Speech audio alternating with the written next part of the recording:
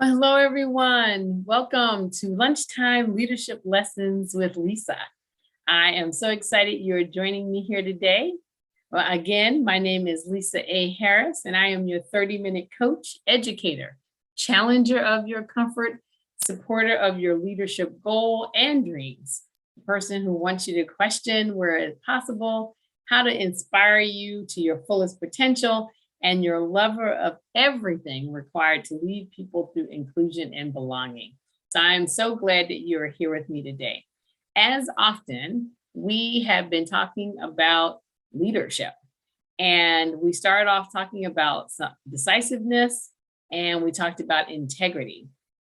And before we move into the last four, I was just thinking, I want to talk about innovation. And I think that given all the conversation we had over the last 2 weeks around integrity in family, integrity at work, maybe we need to talk about how do we innovate some of these decisions that we're making? How do we innovate our teams? How do we innovate our families? How do we innovate our societies? Because in reality, people are so stuck that I'm not really sure that they think of themselves as having the opportunity to innovate, not just product and services, but innovate yourself. And so I want to talk about what innovation is, and I want to talk about what you need to do to move forward in terms of innovating. So here's the question for the day. I always say, grab a pen and pencil, and so we can get to the topics at hand, because I want all of you to become disruptors of really bad innovation. So here's a question for you. What do you need to innovate? What business practices or activities? What processes? And what in your personal leadership needs to be different than it has been?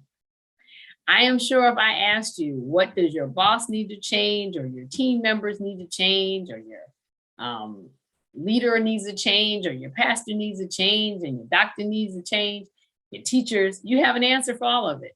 So now let's sit with ourselves for a while and let's ask, what is it that you need to do to innovate your leadership? All right, so here are the 3 questions. I want you to write them down. What do you need to innovate in general? What business practices or policies or activities need to be innovated? And then what in your own personal leadership needs to be innovated? There is a couple of articles out there that you may want to look for. One is called Creating a Culture of Innovation. And though you can't see me, I'm reading my computer for those who can actually see me at some point. And then there is one called Developing Leadership Skills for Innovation. The question strong leaders ask. It is by Phil McKinney, and called Innovation Mentor and Coach. Again, developing leadership skills for innovation. The question strong leaders ask by Phil McKinney, McKinney, Innovation Mentor and Coach. You will find all of that to be interesting. He goes on to say that leading innovation sounds sexy when it comes, when you're like a keynote speaker and it's easy to do it from some different place. But the real work of innovation begins when we start implementing our desire to lead innovation in our respective endeavors, right? So during the process of innovation, you become vitally important, your team is vitally important, but what questions are you asking as a leader to help innovate where you're going, what you're doing, and what types of things or stuff do you need to eliminate along the way, right? And how does your company, how do you personally define innovation? And how does it show up in your values? How does it show up in your decision-making? How does it show up in your integrity? How does it show up in your relationships? How does innovation show up, right? And then what are some of the key perspectives and practices that help to shape your culture of innovation, right? And then often I say to everyone when we're talking about these things, what is the legacy that you want to leave behind? So what do you want to innovate to leave behind that's going to make a difference for how you lead and how you function in your organization? And then it brings you to this thing about the mindset of people. What kind of qualities do you need to have as a leader to be innovative? What kind of team do you need to have innovative? What kind of qualities do they need to have, right, to get you to that level of innovation? And I know often sometimes you're like, oh, we have negative people on our team. Oh, my boss won't allow me to do this. And it could be all of that. But maybe those people just need a different form of influence to get them to think differently, to get them to behave differently, to get them to understand differently. Maybe you got to tap into what they're passionate about. So if someone on your team is passionate about technology, but they're also kind of like a naysayer, let them be the person that does the research into the technology that actually fixes and innovates a problem. Like, use people's skills and gifts and even their issues of defense and challenging to get you to where you need to go as a leader and get your team to where they need to go as a team. And then, along with this is this thing about innovation and disruptors. So it's like, how does one lead well in a relationship to disruptive innovators, right? And who defines or redefines leadership in this dynamic? Has innovation affected the way you hire people? Has it impacted the way you've integrated expectations into your hiring processes? Are there specific questions that you now ask that you didn't before? How do you deal with a staffer who, again, is a distraction, and how do you leverage that, as I mentioned a moment ago, right? What does it look like for you to fail? Such a harsh word, such a difficult word, but in reality, what does it mean to fail? When in essence, if you really think about it, you're really just learning so that you can figure out how to move forward. And there is like a zillion tools that will help you learn how to fail forward, as they say. So this becomes really important when you think about how you're going to actually learn, right? And then here's some things to consider when you go to answer that question. The first one, am I involved at the ground level with my team?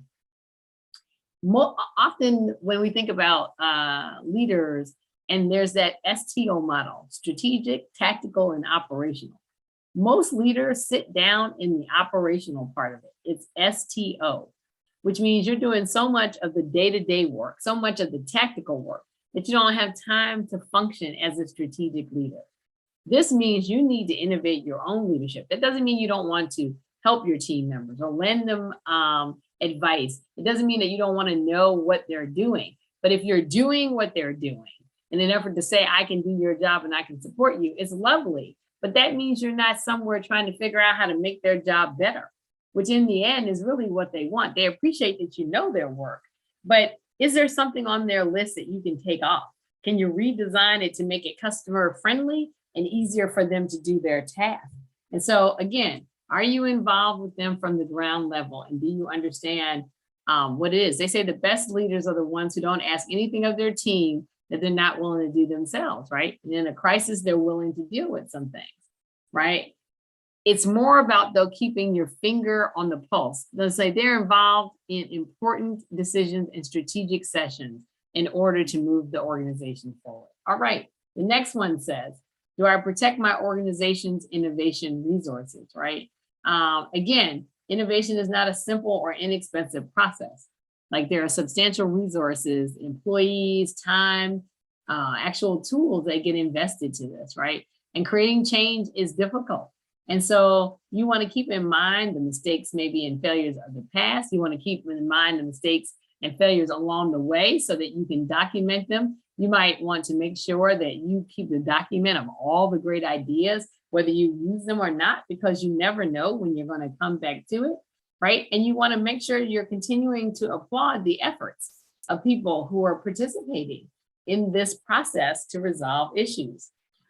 If you're interested in another article that might help under this, it's called the CEO Innovation Dilemma, Creating Innovation Culture That Works. Again, the CEO Innovation Dilemma, Creating an Innovation Culture That Works. And remember, this is not about titles. So if you're not a CEO, as the world defines it, you're the CEO of your family, you're the CEO maybe of a team that you lead, you're the CEO of a church project, of a volunteer thing.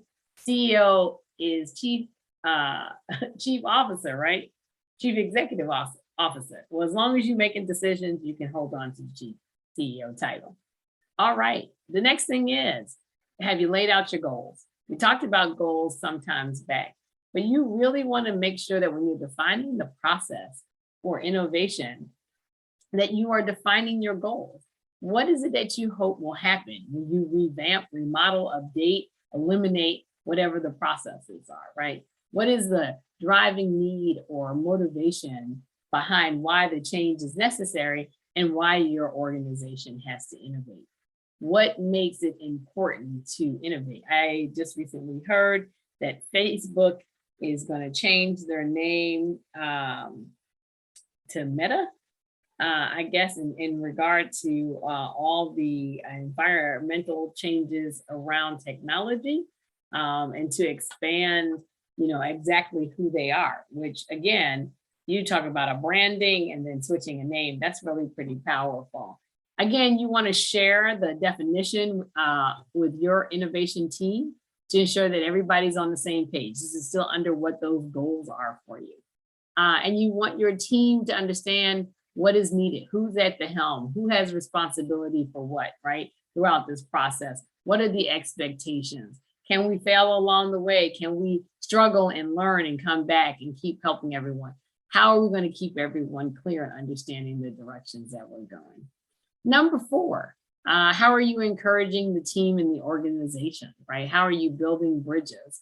Again, you want the team to know that you are with them, you're in it with them, you're fighting for them, but you also want to be the leader and you want them to push and struggle and move each other. You want them to have positive debate and tension that allows for the best ideas to bubble up. The next thing, number 5, is what about your own attitude and disposition? You as a leader can't be negative.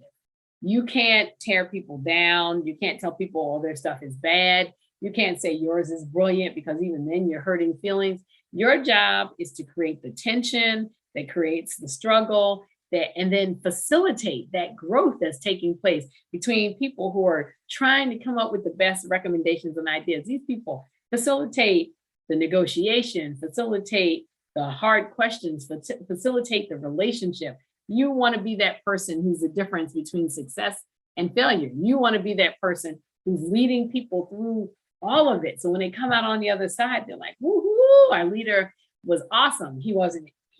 She were not hard or easy on us. They were just there to push us through. So that's really, really important.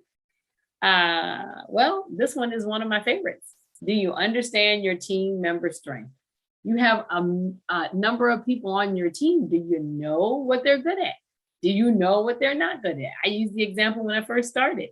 If you have somebody on your team that's really good at technology and they can surf the World Wide Web and come up with all kinds of resources and tools, lean on that. Use that to help the team come up with innovative ways or to duplicate some things that are going well out in the world, and use different technologies or different resources. What skills do they have? Somebody's skill is good at organizing. Somebody's skill is at documentation. Somebody's skill is excellent listener and they recall things. Leverage strengths to get you through innovation. Come on, that's an innovative thing too. Is I said this to my team today, create a spreadsheet, and on that spreadsheet, write down names, write down all the things you're learning about your team members, their strengths, their opportunities, what they do well, where they can actually grow, what they're interested in, what they're passionate about, where they spend their time and energy, what soft skill, if you want to call it a soft skill, they ain't so soft these days of people who lack personality, and then what hard skills are actually necessary. Okay, and then number 7 is all about how much confidence do you have in yourself and your team members to get the job done. At the end of the day, if we're going to really be honest, some of us have teams we did not build. We walked into spaces and places, got new opportunities, and the people we have are the people we have. And so you never know, as they say, that you're sitting amongst a diamond unless you take the time to unearth it, unless you take the time to recognize that some of the people that you're leading have been led by really horrible leaders, have had really horrible experiences, have been in situations where they don't trust because they haven't been trusted or someone abused their trust. Some people have been spoken to in ways that is disrespectful and devaluing. That could be as simple as their work ethic, or it could be tied to issues around race and gender and so many other issues around diversity. We don't know. So you need to start building relationships and connecting and figuring out, what do I know about you and what do I need to know? What questions have I not asked you about who you are and what you are in terms of what you want to be and where you want to go and how you want to develop, and what's sitting in your hip pocket that somebody who led you before never took advantage of. Imagine asking your team members that question. What skills and ability has no one taken advantage of that if you could, you'd use, and how would you use it? That's good stuff right there, y'all. Because really, from a coaching standpoint, we never ask. So we want to ask people what that actually is. So those are the 7 questions that you want to make sure that you're asking. And again, I'm just going to repeat them because I want to make sure you had your pen and your paper and you were writing them down. I think I said 10, but it ended up not being 10. It's 7 questions. Am I involved at the ground level with my team? Do I protect my organization's resources? Oh, this was the 7 questions. All right, hang in there with me. I'm all excited about my own stuff here. Have I clearly laid out my goals? Number 4, am I encouraging teamwork through my organization? Am I encouraging it? Number 5, how is my attitude? Number 6, do I understand team members' strength? And number 7, how much confidence do I have in myself and the members of my team? Those are the questions you want to start with and ask. I love this quote. Albert Einstein, who is often referenced when it comes to innovation, said, you can't solve, you can't solve a problem on the same level that it was created. You have to rise above it to the next level. So here's the thing. If you're in the problem, you can't see it as well as you need to. You have to get out of it. You have to look down on it. You have to look at all the pieces. Here's the thing I suggest. I don't know if you're good at process mapping, but you need to map it out. Whether you use a formal map that says yes, no, or you use PowerPoint with circles and arrows, find a way to process map your issue. And after you process map it, this is how you can address his quote. You can't solve it if you're in it at the same level. You have to come out of it and be strategic as a leader to look down in it, right? And so that you can look around and figure out for yourself, what exactly is it that we are looking for to resolve this problem? So in that case, we can love ourselves some Albert Einstein. So I want to get to a place now where I will talk to you about what innovative thinking is. And this is really quite fascinating stuff. So innovative thinking is a crucial addition to traditional business thinking. It allows you to bring new ideas and energy to your role as a leader and paves the way to bring more innovation into your organization. So there's a whole lot going on here, and I want to make sure I can break this down. So I have my notes, so hang in there with me, y'all. So first, leaders individually and collectively must get in touch with their own creative thinking. And so here's the thing. You as a leader need to figure out how to break whatever barriers you have to your own brainstorming. Sit down, figure out something and brainstorm it. Don't say what you thought was bad or good. Just put it all out there. It may resonate with somebody, right? Hold on to your sheets and brainstorm. It's really important that you break it. Second, rather than develop skills for management creativity, which is sometimes more of a control mindset, you have to develop creative leadership culture, a climate that promotes and acknowledges the creative process. So here's the thing. If you are in a group and most of you are analytical, you need to find creative people. And creative people need to find analytical people. And you need to start putting them in small groups and teams to problem solve. Not just because you have a problem, but because there is development of skill set. You cross-share that, people learn something new, they get to practice communication, they get to practice negotiation, they get to practice tough conversations, they get to practice having an effective meeting. All of this is to help build innovation. You might end up innovating how you meet as a team And that right there would be huge, because I don't know about all of you, but most of us sit in meetings and we're bored to tears, and I'm not really sure we're present, right? So think about something small, like how do you innovate your meeting to get started, and put teams to brainstorm it. And I bet you your meetings will be more powerful than they've ever been. After considering all of that, the next thing that this talks about, when you get past it, having a culture that is creative.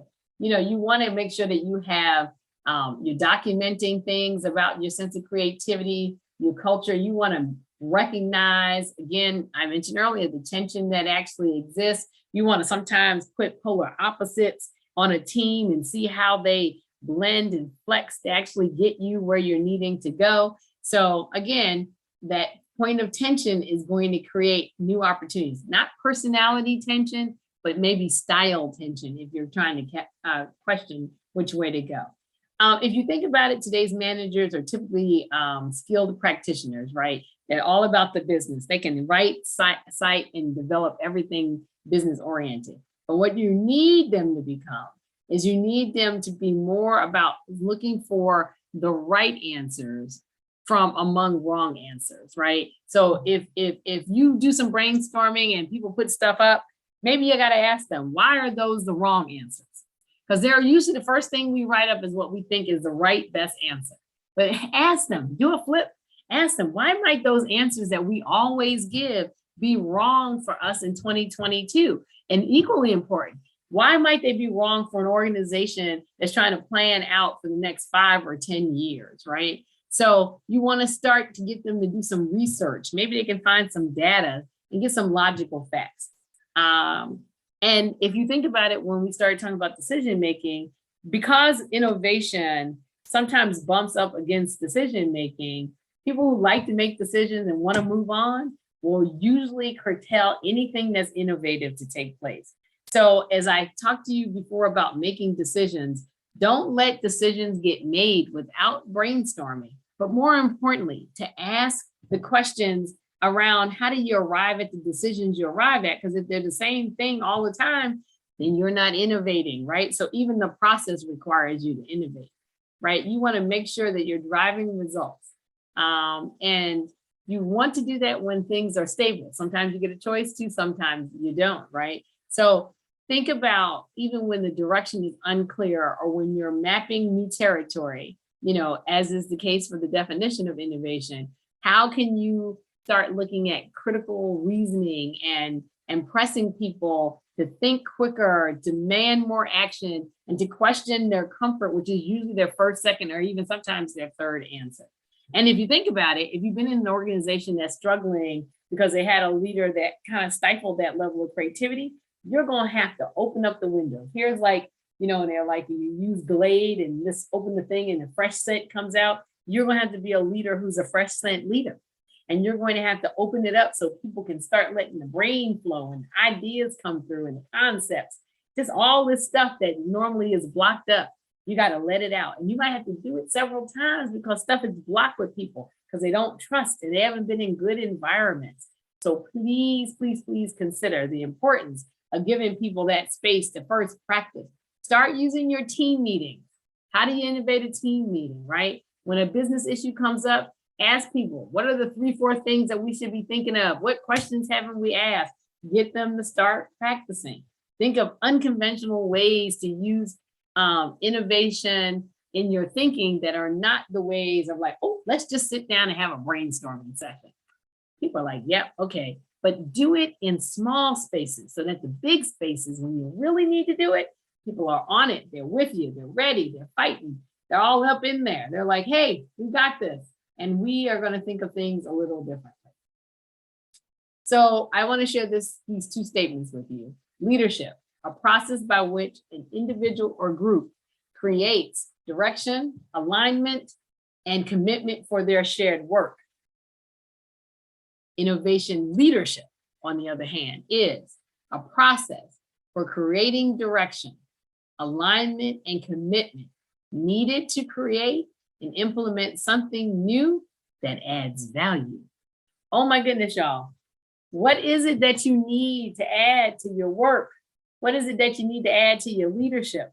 What is it that you need to add to the space and place of the things that you are working on? How might you, your business, your team need to figure out what to add new so that you could be of value to somebody? There is no such thing as having a product of a service that is not a value, because if it is not a value, you're not making any money. But I need you to transfer that to how you lead. If you're not adding value, you're not a good leader.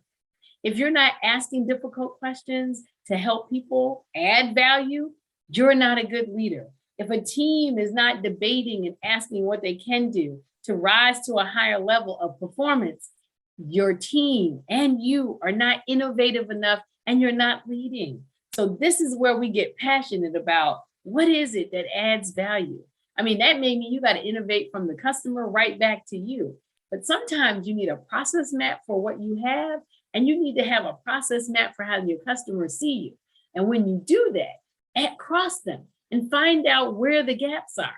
How are you missing? What are you missing in your innovation that is going to turn that ship around so that you can actually look at how you're going to add value? So I'm going to share with you, as I bring this first part to a close on innovation and disruptor, around what it means to do business thinking and what it means to have innovative thinking. Here's another moment, grab your pen, that you need to write this down. When you are in business mode thinking, you are logical. When you are in innovative thinking, you're intuitive. Who on your team is intuitive? When you're in business thinking, you're using deductive and inductive reasoning. When you are in innovative thinking, you're using abductive reasoning. I'm not even going to tell you, go look it up. This will give you some work to do for this class. Lunchtime, leadership lessons with Lisa, abductive reasoning. All right, y'all. All right, when you're in business thinking, it requires proof to proceed. But when you're in innovative thinking, you are asking, what if? Hold on to that, y'all. What if? I mean, hey, what if we all could figure out how to love each other? What if we actually function like Jesus did, with forgiveness and respect and understanding and a recognition for the wholeness of humanity? What if we could lead in a space where people felt the dignity of their gifts and talents being utilized? What if, y'all? All right, I'm gonna do a whole show, I think, on what ifs. All right, the next thing is, under business thinking, looks for precedents. Under innovative thinking, unconstrained by the past. That's important. Get all those people out of that, we did it before this way, we're gonna keep doing this way. Put them in a room, tell them to map out all the ways they've ever done it so that you all don't have to repeat it, or you can borrow parts of that process now. All right, quick to decide versus holds multiple possibilities. That means under that decision making, again, it's going back to this, what branches, how many options do you have so that you have choices? Next thing, there's a right and a wrong in business thinking, but under innovative thinking, there is always a better way. And in order for us to get to, there's always a better way, we need to be intuitive, have abductive reasoning, ask what if, here we go, I'm so excited I can't finish it. Unconstrained by the past thinking, holds multiple possibilities, and there's always a better way. There is a book that you could grab. It's called Becoming a Leader Who Fosters Innovation. It is written by David Magellan Horth, Horth, and Jonathan Vehar, Vehar. Again, Becoming a Leader Who Fosters Innovation by David Magellan and Jonathan Vehar. All right, my beautiful people, this is the end of part 1, and I will see you next week for part 2 of innovation and disruptors. It's been a joy. Once again, please come back and join me for part 2 of innovation and disruptors with Lunchtime Leadership Lessons with Lisa. See you next week. Bye-bye.